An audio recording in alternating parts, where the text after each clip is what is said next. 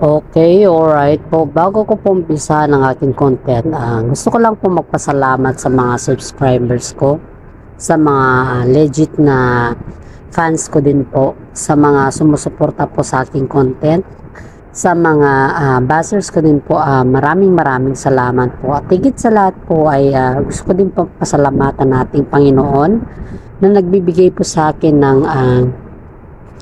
gabay para i-content po ang ating mga idolo sa buhay.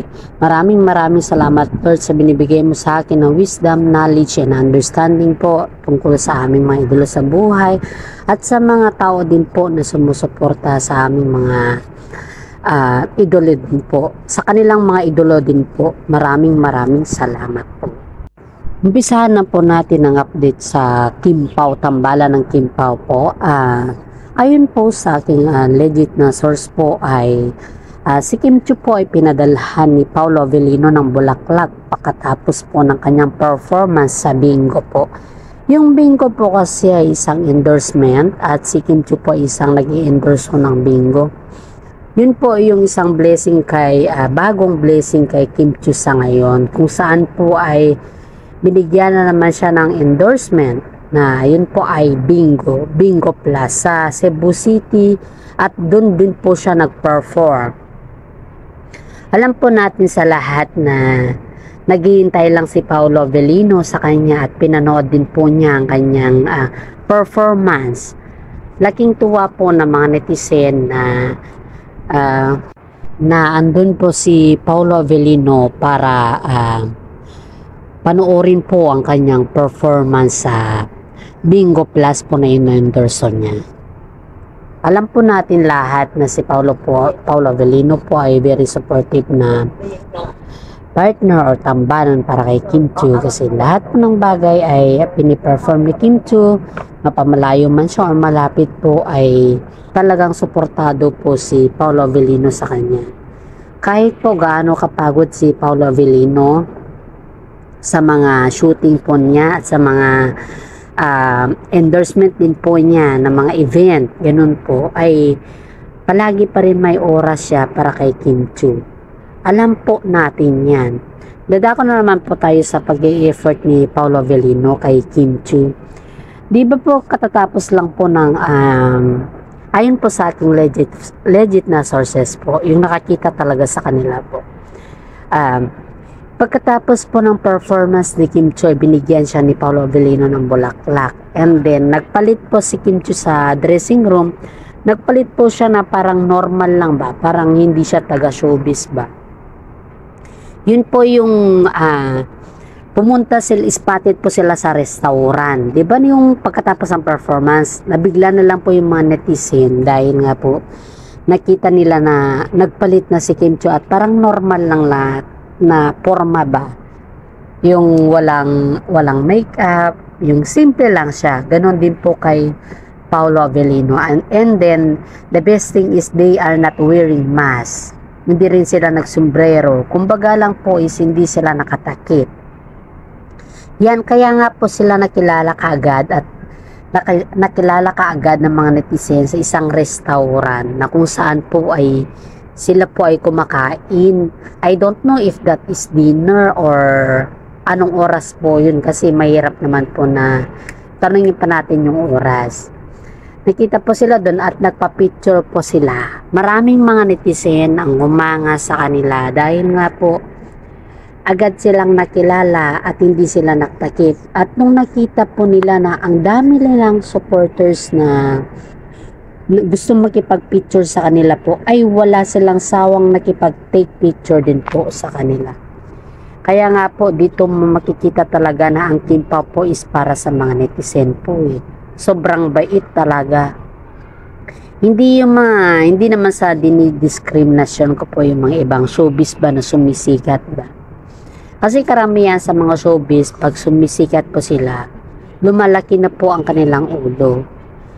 Hindi nga po nila, parang ayaw nilang maghahawak sa kanilang mga fans, sa mga netizen ba, lalo na yung mga matatanda ba, kung sa mga showbiz na karamihan ay ganon. Pero ang Kim Pao po ay sobrang proud po ang mga magulang ko dito, kasi halos nahawakan mo sila, nakaka-take picture mo sila, at saka very welcoming po silang dalawa na magtambal. Kasi ang mga chemistry po nila talagang patok na patok eh. Ang mga ugali po nila sa pampublikong lugar po ay ganun din po ang kanilang ugali sa labas man ng kamera or on and off man ng kamera. Ganun pa rin po yung kanilang ugali. Kaya laking pasasalamat ko, hindi po ako nagsasawang nagpapasalamat at magpapasalamat sa Kim Pao Tambalan dahil nga po nakikita ko kung ano din po yung mga ugali ng mga nanay at tatay ko sa kanila. Alam po natin kapag sobrang bait ka, talagang binibiyayaan ka ng maraming blessing po. Kaya nga po sa Kim Pao, dahil sa sobrang bait niyo po ay binibigyan kayo ng mga maraming projects, maraming endorsement, at huwag po kayo sana magsasawang magbigay ng saya at tuwa sa amin bilang isang content creator or bilang isang fans nyo po, or hindi lamang po bilang isang fans, kundi ituring nyo na lang po kami na inspirasyon nyo din po habang kayo po ay sikat na sikat sa ngayon. Ayon po sa aking legit na source po, hindi na daw po nakakain sila Paolo Avellino at Kim Chiu sa restaurant dahil nga po sa sobrang dami ng mga tao at mga fans sila na sumusubaybay sa kanila ay hindi na daw po sila nakakain dahil ang daming tao talaga at saka mga nagpipicture, nagpapa-interview pa daw sila kahit sa mga vlogger din po na kagaya ko, nagpapa-interview daw po sila. Yun daw po yung ginawa nila sa restaurant, hindi na daw po sila kumain. At nung napansin daw ng mga staff na hindi na sila nakakain, tinawag na lang po yung mga fans na maghintay na lang po at pagkainin muna daw sila Kim Pao. Kaya nga po, ang ginawa naman ng mga fans ay dahil nagugutom na ang kanilang idolo, hinintay naman po ang Kim Pao na matapos kumain at tuloy-tuloy na naman po silang nagpa-interview, nag-video at lahat-lahat po. Kaya sabi ng mga ibang fans po na sinisiraan nila ang Kim Chiu dahil nga po gusto nila na bumalik si Kim Chiu kay Gerald. Pero para sa akin po bilang isang content creator, ang opinion ko lang po dyan is hindi naman natin masasabi na ang babalik pa si Kim Chiu kay Gerald po na bilang tambalan kasi nga po alam naman natin na may Julia na si Gerald at alam naman natin po na ayaw din ni Kim Chiu na may masaktan pa siyang babae dahil babae din po siya nakagaya ni Julia. Si Kim Chiu po at saka si Paolo Avellino po ay may prinsipyo sa buhay. Ayaw nilang makasakit ng kapwa nilang tao. At iyan po ay very proud po ako na ibahagi sa inyo na sana po hindi sila magbago sa kanilang mga attitude na napakabuting tao po. Na-appreciate ko po yung kanilang kabutihan sa lahat ng mga bagay gaya sa mga fans na kung paano sila makitungo sa mga fans ay na-appreciate ko po. Kaya hanggang sa ngayon po ay patuloy pa rin ako nagpapasalamat walang sawang nagpapasalamat sa kanila.